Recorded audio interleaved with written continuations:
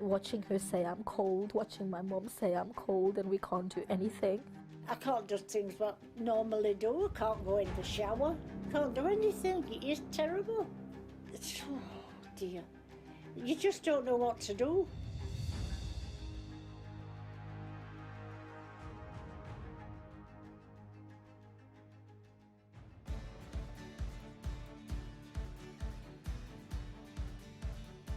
How serious is the energy crisis now?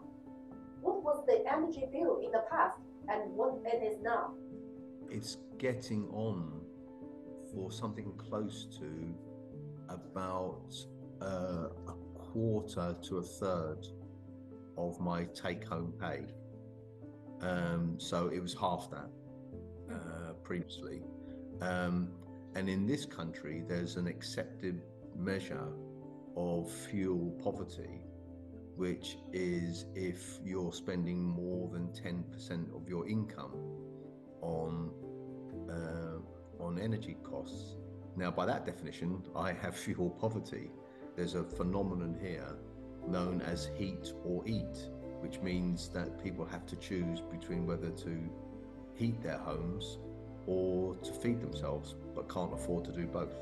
At the moment in time, I'd say it's serious, but it's not as serious as it is going to get if the war doesn't end and the winter comes, and the winter's a bad one, because that's when people will have no choice but to use.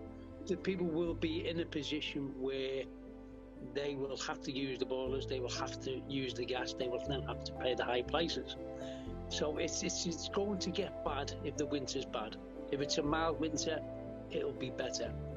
But looking at the weather forecast, we could be looking at a bad winter. They never done it before the cost of living crisis because people could afford to run the houses the way they did, and they budgeted and they had a set plan of what they could spend, where they could spend it, how they could spend it, and what they could save. So everybody had a plan and everyone was living happily. But obviously, since the cost of living crisis has come, especially straight after COVID, we've now gone into an unprecedented period where nobody knows, not even the government knows what's going to happen next. So I think we're all going into it blind, but we need to hold each other's hands and guide ourselves through it as much as we can. You set up DEVER in 2017 to help people in deprived circumstances suffering from poor heating and plumbing. Do you have more people now? We have, I'd say, 80% more than in 2017. The phone never stops. It's going 24 hours a day, 7 days a week. So yeah, I would say about 80% more easily. It's getting more and more, and it's not just because of the cost of living crisis that we're going through. I think it's just because people now know that there's someone there to help them. They now know they don't have to suffer on their own, and there's somebody that'll listen, that'll help them, that'll contribute towards it or pay for it. So we could be walking into a situation where somebody has not had any heating or hot water for a year, 2 years, 3 years. We've had a lady without heating and hot water for 8 years. And you walk into a situation where they've tried every avenue. So they rang the government, they rang the council, they rang other charities, and they've exhausted every other avenue of help that's out there that they know about. And then up pops DEVER. And they ring us and we give them the solution. We don't always give them the answer, but we give them the solution so they can find the answer. Because to make somebody find the answer to the problem is a better solution in the long run, because then they learn and they don't put themselves in that position again. So we don't just remove the problem, we educate them to stop the problem from happening again. UK inflation hit 41-year high of 11.1%. How do the rising costs affect your own life? Well, I wouldn't be anywhere near the most badly hit type of person in Britain. And as always with these things, it's the poorest who are hit hardest. But I think the most shocking thing for me is how much energy bills, gas and electricity, how much they've risen over the recent period. They've more than doubled. going into winter now, and no one can tell us for sure how severe the winter will be. So I think it's bad for me. So I think it must be desperately worrying for many other people.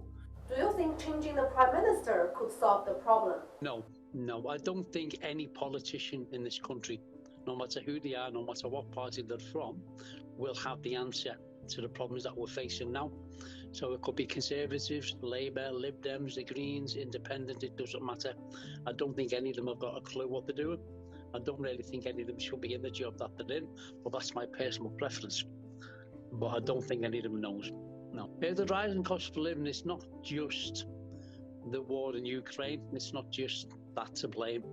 It's the price of oil, obviously, but it's also the profits that companies who are private want to make on the general public. Because the government plays such a direct role in making matters worse, it could just make matters better. It could do the opposite of what it's doing.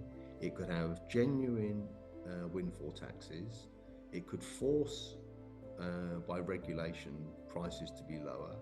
It could break the link with gas prices, or it could, nationalize the energy companies, or at least the bits that operate in this country. All of those things are possible. All of those things happen in other countries. It's all quite easily doable. And there's other companies. Banks are making a fortune. The government has just given them a huge subsidy. We have austerity here, which is big offensive against the living standards of ordinary people. Now, the British government won't do this.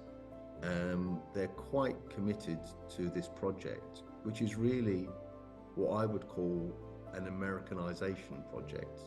So they have a project of lowering living standards, lowering wages, removing lots of powers of trade unions, and privatization. There's a big change taking place, and because it's a big change, the British government has got itself into a mess about how far and how fast to go. But there's no real disagreement about where they want to get to, which is a society and an economy much more like the USA than, say, a traditional Western European social democratic welfare state type model.